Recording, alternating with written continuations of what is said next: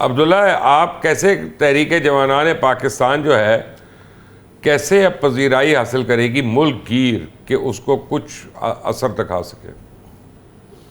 देखिए मुबशर भाई, बात यह है कि अल्हम्दुलिल्लाह तहरीक जवानान को काफ़ी पजीराई है। मैं अल्हम्दुलिल्लाह आई वुड से कि मैं सेटिस्फाइड हूँ। हाँ, मैं बहुत ज़्यादा सेटिस्फाइड नहीं हूँ।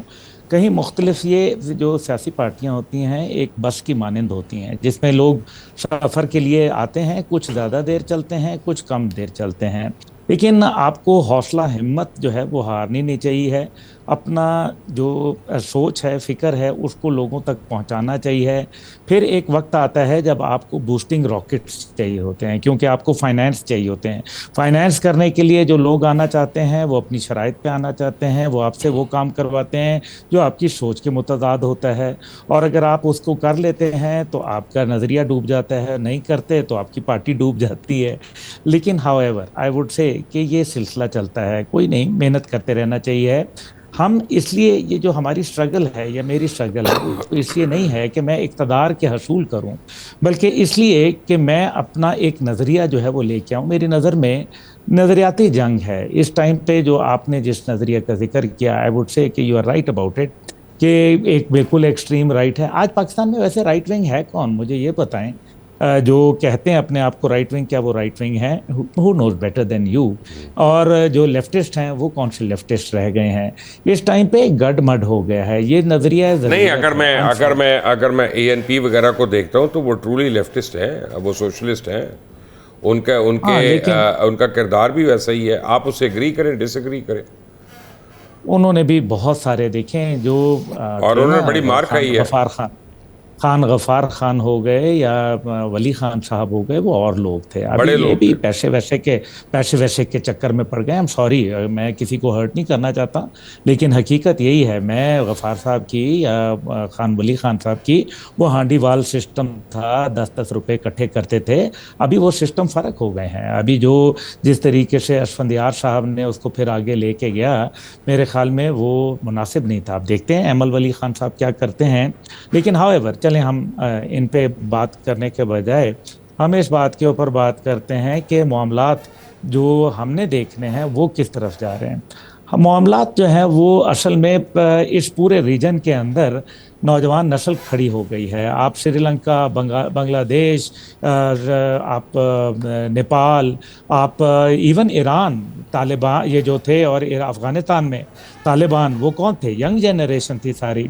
तो ये young generation, you cannot escape a revolution, let's be honest about it.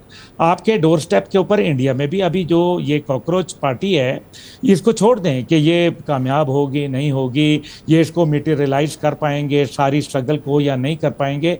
But इसका मतलब यह है कि एक रूम तो था, आज ये नहीं तो कोई और गैप था, उसको जो है वो वैक्यूम ले था। चलेगा। ये वैक्यूम था, वैक्यूम हमेशा फेल हो जाया करता है। इसलिए पाकिस्तान में ये जो सबसे बड़ा एक प्रॉब्लम आई, यानी कि लोग जो नवाज शरीफ साहब से, जरदारी साहब से, दीगर साहिबान से तंग आ चुके थे, उन्होंने जो है वो इमरान खान साहब के पास वो लेके आए अपना। जब इमरान खान साहब ने जो तब्दीली का नारा लगाया था वो करेक्ट था, तब्दीली होनी चाहिए थी। लेकिन जिस अंदाज में वो लेके आए और जिन लोगों के सहारे लेके आए, जिन पिटे हुए घोड़ों के ऊपर उन्होंने, घोड़ा तो लफ्ज़ मेरा ख्याल है ज़रा ज़्यादा मुनासिब नहीं है, तो पिटे हुए लोगों के ऊपर जो है वो उन्होंने बेट किया, तो नतीजा जो निकला वो आपके सामने है। ठीक है। दिस डज नॉट मीन कि वो राइट। तब्दीली की ख्वाहिश खत्म हो गई, वो आज पहले से ज्यादा है। But who is going to bring that real change?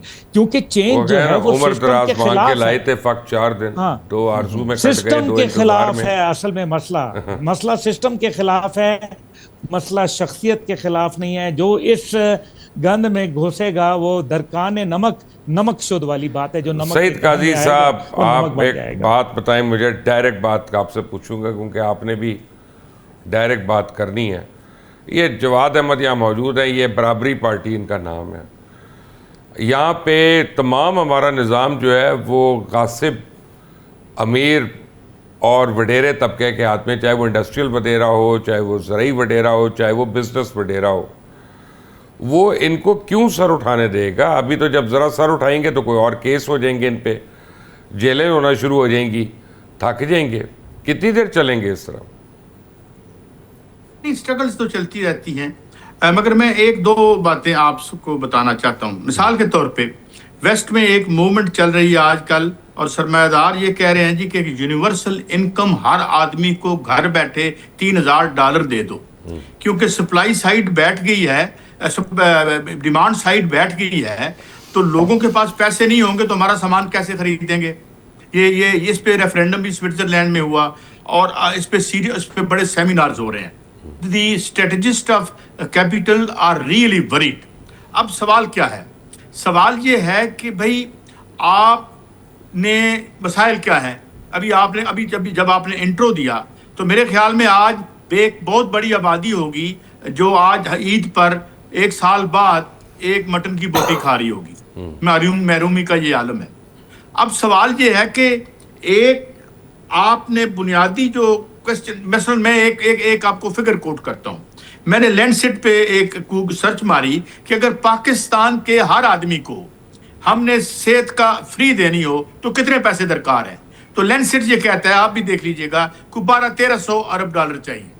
तो पता चला कि 1200-1300 अरब डॉलर रियासत पाकिस्तान ने कमर्शियल बैंकों से कर्जा लेकर जो बिजली नहीं बनी वो उसके उनकी कैपेसिटी पेमेंट की है, और आपके हर यूनिट में 3 रुपए डाल दिए हैं। अब सवाल ये है कि पाकिस्तान के ज़राए पैदावार और पर जो काबिज लोग हैं, एक खूबसूरत मुल्क जिसमें 5 मौसम है, सहरा है, दरिया है, दुनिया की बुलंद तरीन आबादियां हैं। This class has abdicated the right to rule. इतनी खूबसूरत आबादी उसने मुल्क को एक वेस्टलैंड में तब्दील कर दिया है। They need to be thrown in to the dustbin of history, जहां 40% बच्चे गंदे पानी पीने से मर जाते हैं। जो लोग एक साफ गिलास पानी का नहीं दे सकते, इनका कोई राइट नहीं है कि हमारे हुक्मरान रहें। इस पे सियासत करें, खुल के बात करें। डर के बात करेंगे तो नहीं हो, आधी बात से अवाम और दूर रहेंगे आपसे। ये मिसालें आप लोगों को दें कि भाई ये लोग कितना खूबसूरत। 1947 से पहले 45% गल्ला प्लेन्स ऑफ पंजाब जो पाकिस्तान में यहां से पैदा होता था, आज गल्ला इंपोर्ट कर रहे हैं। $14 बिलियन की हम ग़िज़ा इंपोर्ट करते हैं। ये कौन लोग हैं जिनके हाथों में हमने ज़मामे कार दे रखी है।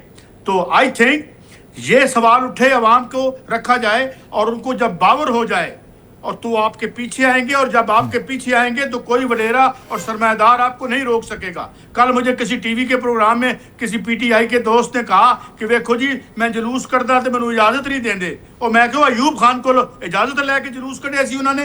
अयूब खान को बाहर निकाला था तहरीक ने, उसके पीछे तहरीक थी, अवाम की ताकत थी।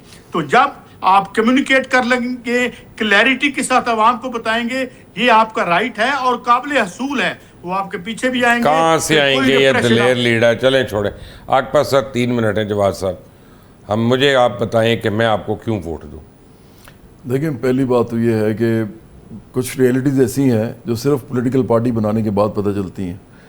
पाकिस्तान में 4 लोग हैं जो सोशल मीडिया जिनका बहुत एनॉर्मस किस्म का है, बहुत बड़ा है। मतलब एक पीटीआई है, उसका तो आप समझेंगे half of the social media is populated by PTI's disciples या फॉलोअर्स या जो भी है।